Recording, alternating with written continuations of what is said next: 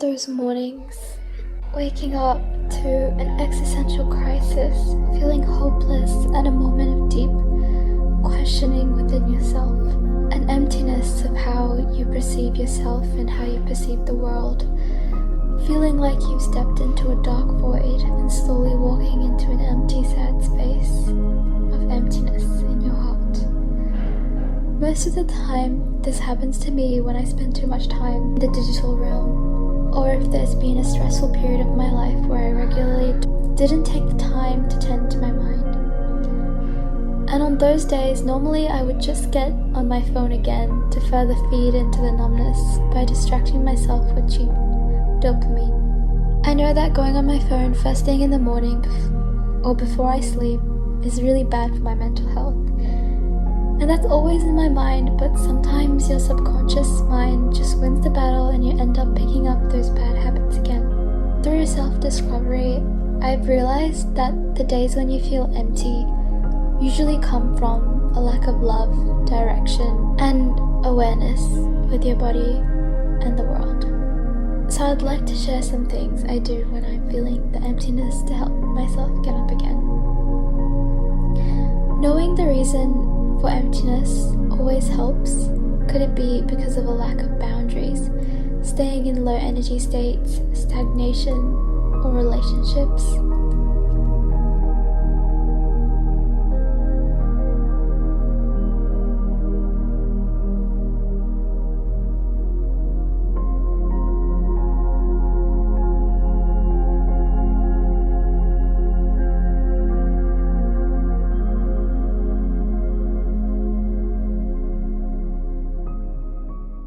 Although external stimuli can also give you good energy like nature and the fresh breeze, when those moments are not there, I believe it's important to know ways to overcome the emptiness with the power of your mind. Doing yoga for an energy cleanse can help a lot. If there's something holding you to that emptiness, allow yourself to release it by moving through stagnation. Many of us hold our emotions in the hip region, a natural part of the fight or flight response we get when we are overcome with danger. The hips become tense to help us run away and protect ourselves. By relaxing this muscle, you can subconsciously tell your mind that you're safe and you're able to feel your raw emotions again. Keeping something on your back allows this pose to be both a hip and heart opener, allowing yourself to connect to the two places that are deeply connected with strong emotions.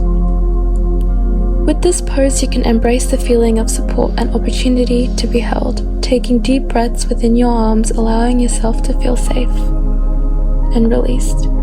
This pose embraces the virtues of children. By becoming small, curled up into a ball, we allow ourselves an emotional release, allowing yourself to become vulnerable, an invitation to retreat to the days of childhood, and let our emotions flow freely as they once did.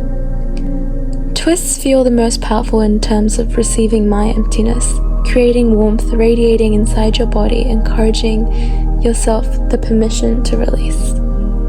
It's important pose of all, Savasana, finding yourself in complete stillness and reflection, noticing the thoughts that you've released and now allowing them to flow in your mind.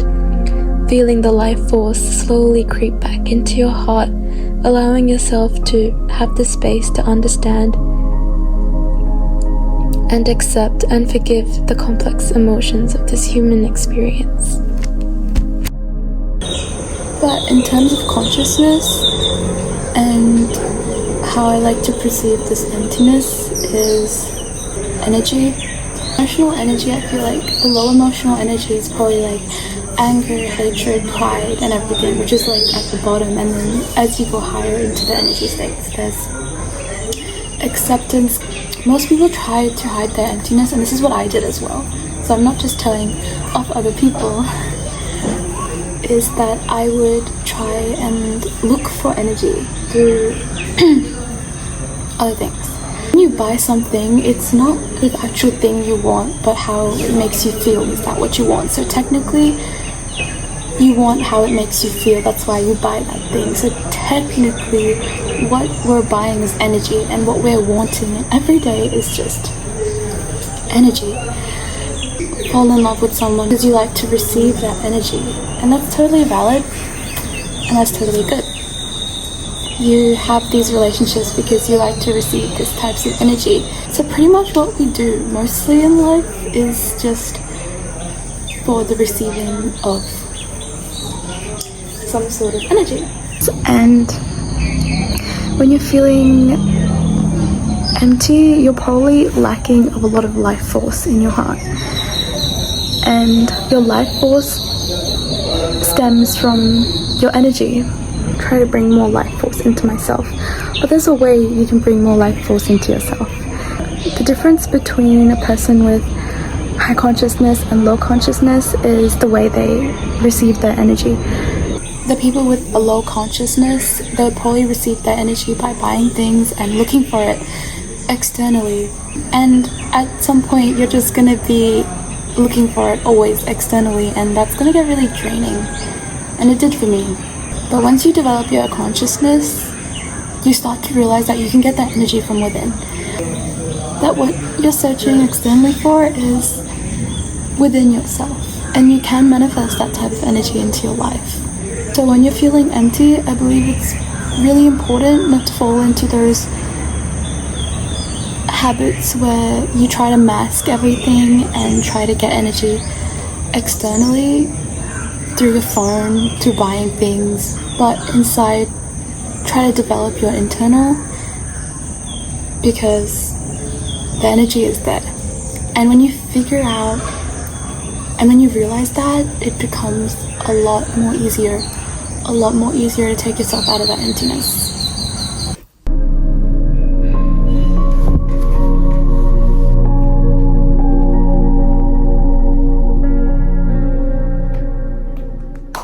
Every time you go into each emptiness you feel in your life, you should write it down in a journal and write down the things that work for you, that help you overcome it. And soon as you keep going back into that, if you keep going back into that emptiness, you can always refer back to what worked last time, and you can mold a routine that will help you escape it. And once you have like a solid routine, it just becomes so much more easier to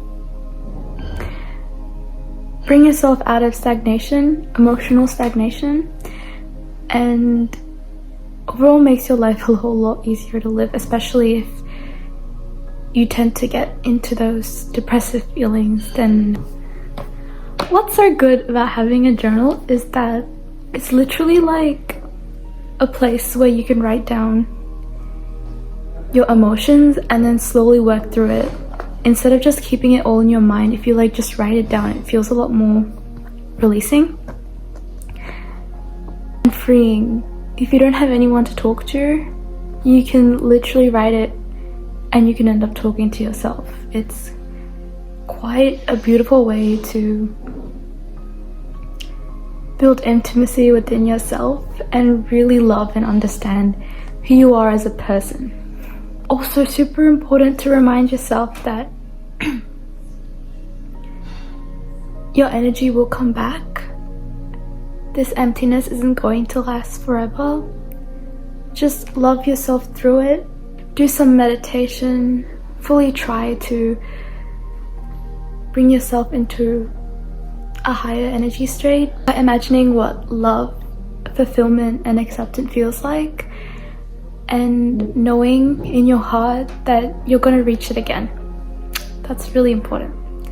And to my fellow earthlings, I hope you guys enjoyed this short video, and I can't wait to see you again.